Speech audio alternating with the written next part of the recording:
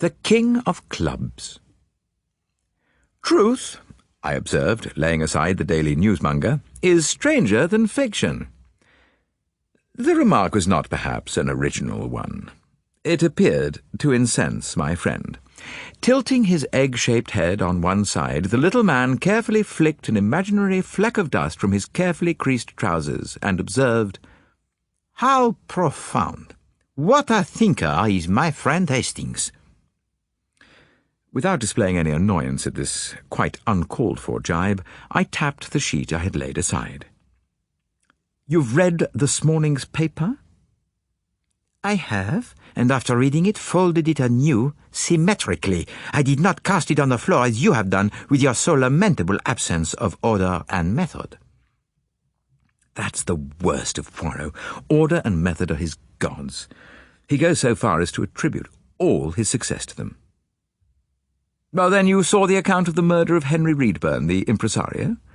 It was that which prompted my remark. Not only is truth stranger than fiction, it is more dramatic. Think of that solid middle-class English family, the Oglanders. Father and mother, son and daughter, typical of thousands of families all over this country. The men of the family go to the city every day, the women look after the house. Their lives are perfectly peaceful and utterly monotonous, and last night they were sitting in their neat suburban drawing-room at Daisymead, Streatham, playing bridge. Suddenly, without any warning, the French window bursts open and a woman staggers into the room. Her grey satin frock is marked with a crimson stain. She utters one word, "Murder," before she sinks to the ground insensible. It is possible that they recognize her from her pictures as Valerie St. Clair, the famous dancer who has lately taken London by storm. "Is this your eloquence, or that of the Daily Newsmonger?" inquired Poirot. The Daily Newsmonger was in a hurry to go to press and contented itself with bare facts, but the dramatic possibilities of the story struck me at once. Poirot nodded thoughtfully. "Wherever there is human nature, there is drama.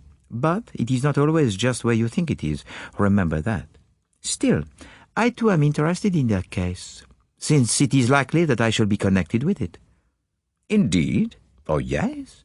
A gentleman rang me up this morning and made an appointment with me on behalf of Prince Paul of Morania." "But what has that to do with it?" "You do not read your pretty little English scandal papers, the ones with the funny stories and a little mouse has heard, or a little bird would like to know. See here." I followed his short, stubby finger along the paragraph. Whether the foreign prince and the famous dancer are really affinities, and if the lady likes her new diamond ring. "And now to resume your so dramatic narrative," said Poirot.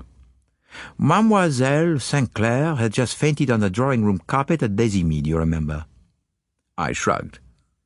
"And as a result of Mademoiselle's first murmured words when she came round, the two male Oglanders stepped out, one to fetch a doctor to attend to the lady who was evidently suffering terribly from shock, and the other to the police station, whence after telling his story he accompanied the police to Montdésir, Mr. Reedburn's magnificent villa, which is situated at no great distance from Daisymead. There they found the great man, who by the way suffers from a somewhat unsavory reputation, lying in the library with the back of his head cracked open like an eggshell." "Oh, I have cramped your style," said Poirot kindly. "Forgive me, I pray. Ah, here is Monsieur le Prince." Our distinguished visitor was announced under the title of Count Theodore. He was a strange-looking youth, tall, eager, with a weak chin, the famous Morenberg mouth, and the dark, fiery eyes of a fanatic. "Monsieur Poirot." My friend bowed. "Monsieur, I am in terrible trouble, greater than I can well express." Poirot waved his hand. "I comprehend your anxiety. Mademoiselle St. Clair is a very dear friend, is it not so?" The prince replied simply, "I hope to make her my wife." Poirot sat up in his chair and his eyes opened. The prince continued, "I should not be the first of my family to make a morganatic marriage. My brother, Alexander, has also defied the emperor. We are living now in a more enlightened days, free from the old caste prejudice. Besides, Mademoiselle St. Clair, in actual fact, is quite my equal in rank.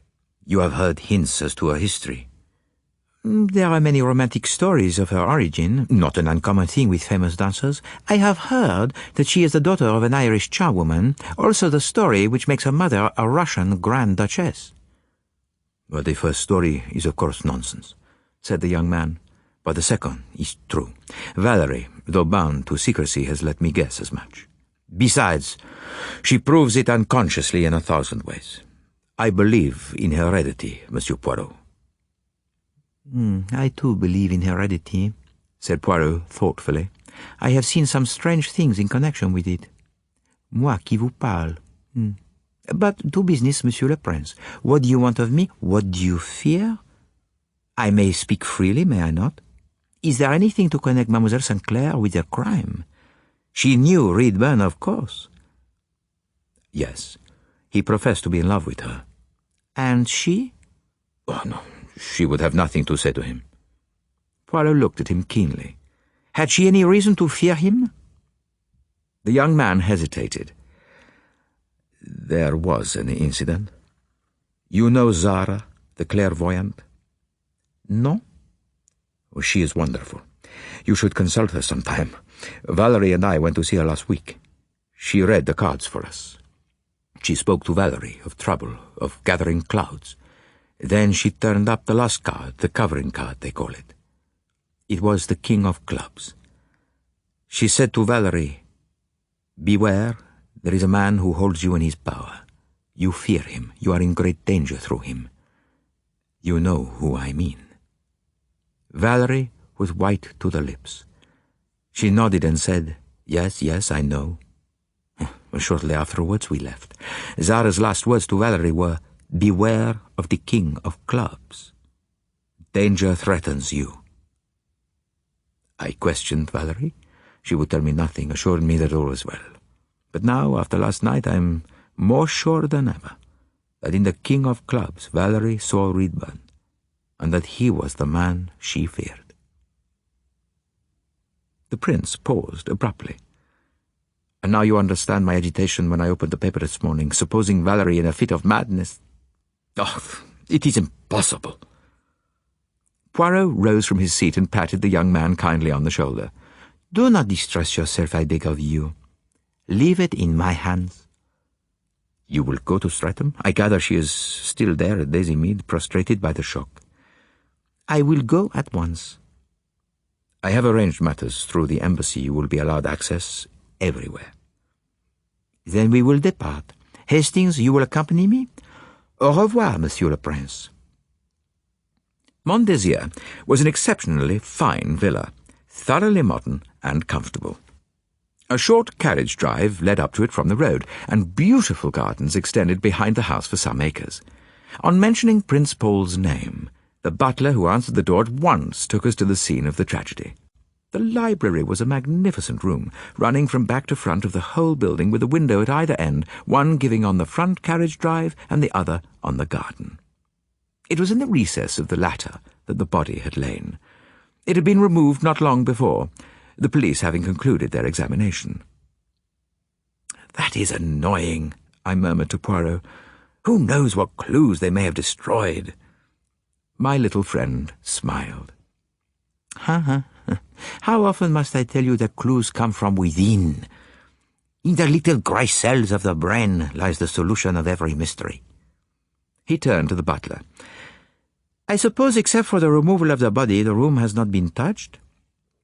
No, sir. It's just as it was when the police came up last night. Now these curtains now, I see they pull right across the window recess. They are the same in the other window. Were they drawn last night? Yes, sir. I draw them every night. Then Redburn must have drawn them back himself? I suppose so, sir. Did you know your master expected a visitor last night? He did not say so, sir, but he gave orders he was not to be disturbed after dinner. You see, sir, there is a door leading out of the library, onto the terrace at the side of the house. He could have admitted anyone that way. Was he in the habit of doing that? The butler coughed discreetly. I believe so, sir. Poirot strode to the door in question. It was unlocked. He stepped through it onto the terrace which joined the drive on the right. On the left it led up to a red brick wall. The fruit garden, sir. There's a door leading into it farther along, but it was always locked at 6 o'clock. Poirot nodded and re-entered the library, the butler following. Did you hear nothing of last night's events? Well, sir, we heard voices in the library a little before 9, but that wasn't unusual, especially being a lady's voice. But, of course, once we were all in the servants' hall, right to the other side, we didn't hear anything at all. And then, about 11 o'clock, the police came. How many voices did you hear? Well, I couldn't say, sir. I only noticed the ladies. Ah. I beg pardon, sir, but Dr. Ryan is still in the house, if you would care to see him. We jumped at the suggestion, and in a few minutes the doctor, a cheery, middle-aged man, joined us and gave Poirot all the information he required. Reedburn had been lying near the window, his head by the marble window-seat. There were 2 wounds, one between the eyes and the other, the fatal one, on the back of the head. He was lying on his back? Yes, there's the mark. He pointed to a small dark stain on the floor. Could not a blow on the back of the head have been caused by his striking the floor? Impossible. Whatever the weapon was, it penetrated some distance into the skull. Poirot looked thoughtfully in front of him. In the embrasure of each window was a carved marble seat, the arms being fashioned in the form of a lion's head. A light came into Poirot's eyes. Supposing he had fallen backwards on this projecting lion's head and slipped from there to the ground, would not that cause a wound such as you describe? Yes, it would. But the angle at which he was lying makes that theory impossible, and besides, there could not fail to be traces of blood on the marble of the seat. Unless they were washed away? The doctor shrugged his shoulders. But that's hardly likely. It would be to no one's advantage to give an accident the appearance of murder. Quite so, acquiesced Poirot. Could either the blows have been struck by a woman, do you think? Oh, quite out of the question, I should say. You're thinking of Mademoiselle Sinclair, I suppose.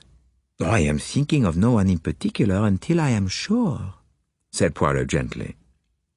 He turned his attention to the open French window, and the doctor continued. It's through here that Mademoiselle Sinclair fled. You can just catch a glimpse of Daisymead between the trees. Of course, there are many houses nearer to the front of the house on the road, but as it happens, Daisymead, though some distance away, is the only house visible this side. Thank you for your amiability, Doctor, said Poirot. Come, Hastings, we will follow the footsteps of Mademoiselle. Poirot led the way down through the garden, out through an iron gate across a short stretch of green, and in through the garden gate of Daisymead, which was an unpretentious little house in about half an acre of ground.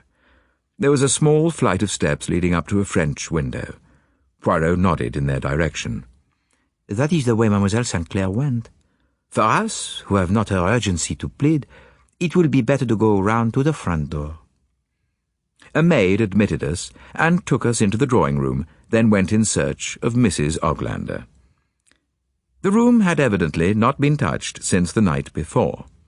The ashes were still in the grate, and the bridge table was still in the centre of the room with the dummy exposed and the hands thrown down. The place was somewhat overloaded with gimcrack ornaments, and a good many family portraits of surpassing ugliness adorned the walls.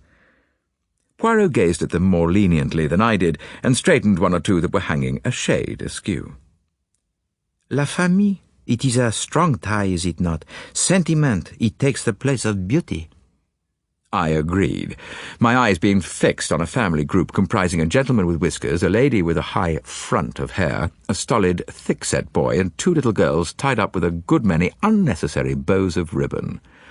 I took this to be the Oglander family in earlier days, and studied it with interest. The door opened, and a young woman came in. Her dark hair was neatly arranged, and she wore a drab-coloured sports coat and a tweed skirt. She looked at us inquiringly. Poirot stepped forward. Miss Oglander, I regret to derange you, especially after all you have been through. The whole affair must have been most disturbing. It has been rather upsetting, admitted the young lady cautiously. I began to think that the elements of drama were wasted on Miss Oglander, that her lack of imagination rose superior to any tragedy. I was confirmed in this belief as she continued. I must apologize for the state the room is in. Servants get so foolishly excited. It was here that you were sitting last night, n'est-ce pas? Yes, we were playing bridge after supper when... Excuse me, how long had you been playing? Well, Miss Oglander considered. I really can't say. I suppose it must have been about 10 o'clock. We had had several rubbers, I know. And you yourself were sitting where? Facing the window. I was playing with my mother and had gone 1 no trump. Suddenly, without any warning, the window burst open and Miss St. Clair staggered into the room. You recognized her? I had a vague idea her face was familiar. She is still here, is she not? Yes, but she refuses to see anyone. She is still quite prostrated. Oh, I think she will see me. Will you tell her that I am here at the express request of Prince Paul of Morania? I fancied that the mention of a royal prince rather shook Miss Oglander's imperturbable calm. But she left the room on her errand without any further remark and returned almost immediately to say that Mademoiselle St. Clair would see us in her room. We followed her upstairs and into a fair-sized light bedroom. On a couch by the window a woman was lying who turned her head as we entered. The contrast between the two women struck me at once, the more so as, in actual features and colouring, they were not unlike, but oh, the difference! Not a look, not a gesture of Valerie St. Clair's, but expressed drama. She seemed to exhale an atmosphere of romance. A scarlet flannel dressing-gown covered her feet, a homely garment in all conscience, but the charm of her personality invested it with an exotic flavour, and it seemed an Eastern robe of glowing colour. Her large, dark eyes fastened themselves on Poirot. "You come from Paul?" Her voice matched her appearance. It was full and languid. "Yes, mademoiselle. I am here to serve him and you." "What do you want to know?" "Everything that happened last night. Oh, but everything." She smiled rather wearily. "Do you think I should lie? I'm not stupid. I see well enough there can be no concealment. He held a secret of mine, that man who is dead. He threatened me with it. For Paul's sake I endeavoured to make terms with him. I could not risk losing Paul. Now that he is dead, I am safe. But for all that, I did not kill him." Poirot shook his head with a smile. "It is not necessary to tell me that, mademoiselle. Now, recount to me what happened last night." "I offered him money. He appeared to be willing to treat with me. He appointed last night at 9 o'clock. I was to go to Montdésir. I knew the place. I'd been there before. I was to go round to the side door into the library, so that the servants should not see me." "Excuse me, mademoiselle, but were you not afraid to trust yourself alone there at night?" Or was it my fancy, or was there a momentary pause before she answered? "Perhaps I was. But you see, there was no one I could ask to go with me, and I was desperate. Reedburn admitted me to the library. Oh, that man! I am glad he's dead. He played with me as a cat does with a mouse. He taunted me. I begged and implored him on my knees. I offered him every jewel I have, all in vain. Then he named his own terms, and perhaps you can guess what they were. I refused. I told him what I thought of him. I raved at him. He remained calmly smiling. And then, as I fell to silence at last, there was a sound from behind the curtain in the window. He heard it too. He strode to the curtains and flung them wide apart. There was a man there, hiding, a dreadful-looking man, a sort of tramp. He struck at Mr. Reedburn. Then he struck again, and he went down. The tramp clutched at me with his blood-stained hand. I tore myself free, slipped through the window, and ran for my life. Then I perceived the lights in this house and made for them. I almost fell into the room. I just managed to gasp out, "Murder!" And then everything went black. "Thank you, mademoiselle.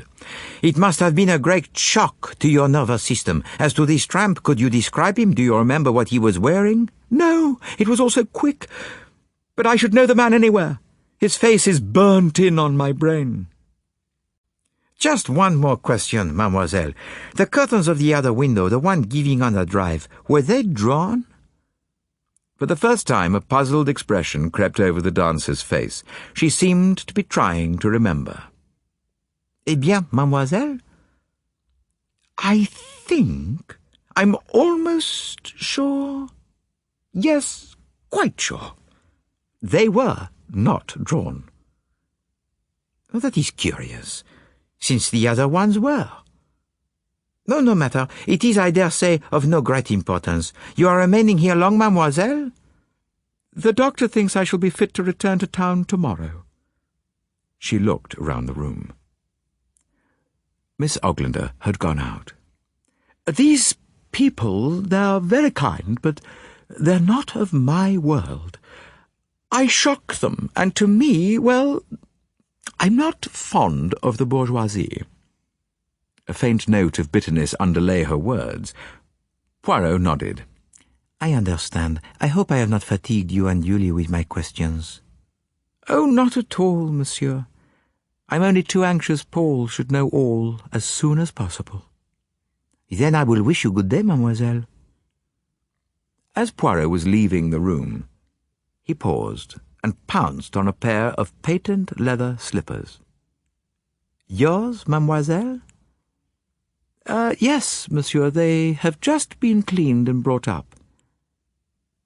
Ah, said Poirot as we descended the stairs. It seems that the domestics are not too excited to clean shoes, though they forget a grate. Well, mon ami, at first there appeared to be 1 or 2 points of interest, but I very much fear, that we must regard the case as finished. It all seems straightforward enough. And the murderer? Hercule Poirot does not hunt down tramps, replied my friend grandiloquently. Miss Oglander met us in the hall. If you will wait in the drawing-room a minute, Mamma would like to speak to you. The room was still untouched, and Poirot idly gathered up the cards, shuffling them with his tiny, fastidiously groomed hands. Do you know what I think, my friend? No, I said eagerly. I think that Miss Oglander made a mistake in going 1 note trump. She should have gone 3 spades. Oh, Poirot, you are the limit. Mon Dieu, I cannot always be talking blood and thunder. Suddenly he stiffened. Hastings, see! The king of clubs is missing from the pack. Zara! I cried. Eh? He did not seem to understand my allusion. Mechanically he stacked the cards and put them away in their cases. His face was very grave. Hastings, he said at last, I, Hercule Poirot, have come near to make a big mistake. A very big mistake. I gazed at him, impressed, but utterly uncomprehending. We must begin again, Hastings. Yes, we must begin again, but this time we shall not err. He was interrupted by the entrance of a handsome, middle-aged lady. She carried some household books in her hand. Poirot bowed to her. Do I understand, sir, that you are a friend of Miss St. Clair's? I come from a friend of hers, madame. Oh, I see. I thought perhaps... Poirot suddenly waved brusquely at the window. Your blinds were not pulled down last night. No, I suppose that's why Miss St. Clair saw the light so plainly. But there was moonlight last night. I wonder that you did not see Mademoiselle St. Clair from your seat here facing the windows. Well, I suppose we were engrossed with our game. Nothing like this has ever happened before to us. I can't quite believe that, madame, and I will put your mind at rest. Mademoiselle St. Clair is leaving tomorrow.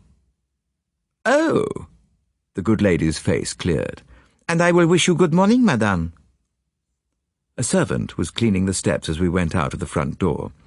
Poirot addressed her. Was it you who cleaned the shoes of the young lady upstairs? The maid shook her head. Oh, no, sir. I don't think they've been cleaned. Who cleaned them, then? I inquired of Poirot as we walked down the road. Nobody. They did not need cleaning. Well, I grant that walking on the road or path on a fine night would not soil them, but surely after going through the long grass of the garden, they would have been soiled and stained. Yes, said Poirot with a curious smile. in that case, I agree, they would have been stained. But have patience a little half-hour, my friend. We are going back to Montdésir. The butler looked surprised at our reappearance, but offered no objection to our returning to the library. "Hi, that's the wrong window, Poirot," I cried as he made for the one overlooking the carriage drive. I think not, my friend. See here. He pointed to the marble lion's head. On it was a faint, discoloured smear. He shifted his finger and pointed to a similar stain on the polished floor. Someone struck Redburn with a blow with his clenched fist between the eyes. He fell backwards on this projecting bit of marble, then slipped to the floor. Afterwards he was dragged across the floor to the other window and laid there instead, but not quite at the same angle as the doctor's evidence told us. But why? It seems utterly unnecessary. On the contrary, it was essential. Also, it is the key to the murderer's identity. Though, by the way, he had no intention of killing Redburn, so it is hardly permissible to call him a murderer. He must be a very strong man. What, because of having dragged the body across the floor? Not altogether. It has been an interesting case. I nearly made an imbecile of myself, though. What do you mean to say it's over? That you know everything? Yes. A remembrance smote me. "Oh, no," I cried. "There's one thing you do not know." And that? You do not know where the missing King of Clubs is. Eh? Oh, that is droll. That is very droll, my friend. Why? Because it is in my pocket. He drew it forth with a flourish. "Oh," I said rather crestfallen. "Where did you find it? Here?" No, there was nothing sensational about it. It had simply not been taken out with the other cards. It was in the box. Oh. Well, all the same, it gave you an idea, didn't it? Yes, my friend. I present my respects to His Majesty. And to Madame Zara. Oh, yes, to the lady also. Well, what are we going to do now? We are going to return to town, but I must have a few words with a certain lady at Désimide first. The same little maid opened the door to us. They're all at lunch now, sir, unless it's Miss St. Clair you want to see, and she's resting. It will do if I can see Mrs. Oglander for a few minutes. Will you tell her? We were led into the drawing-room to wait. I had a glimpse of the family in the dining room as we passed, now reinforced by the presence of two heavy, solid-looking men, one with a moustache, the other with a beard also. In a few minutes, Mrs. Oglander came into the room looking inquiringly at Poirot, who bowed. Madame, we in our country have a great tenderness, a great respect for the mother. The mère de famille. She is everything. Mrs. Oglander looked rather astonished at this opening. It is for that reason that I have come, to allay a mother's anxiety. The murderer of Mr. Redburn will not be discovered, have no fear. I, Hercule Poirot, tell you so. I am right, am I not? Or is it a wife that I must reassure? There was a moment's pause. Mrs. Oglander seemed searching Poirot with her eyes. At last she said quietly, "I don't know how you know, but yes, you are right." Poirot nodded gravely. That is all, madame. But do not be uneasy. Your English policemen have not the eyes of Hercule Poirot. He tapped the family portrait on the wall with his fingernail. You had another daughter once. She is dead, madame? Again there was a pause, as she searched him with her eyes. Then she answered, "Yes, she is dead." "Ah," said Poirot briskly. "Well, we must return to town. You permitted I return the King of Clubs to the pack? It was your only slip.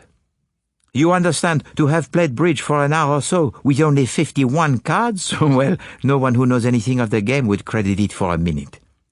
Bonjour." "And now, my friend," said Poirot as we stepped towards the station, "you see it all." "I see nothing. Who killed Reedburn? John Oglander, Jr.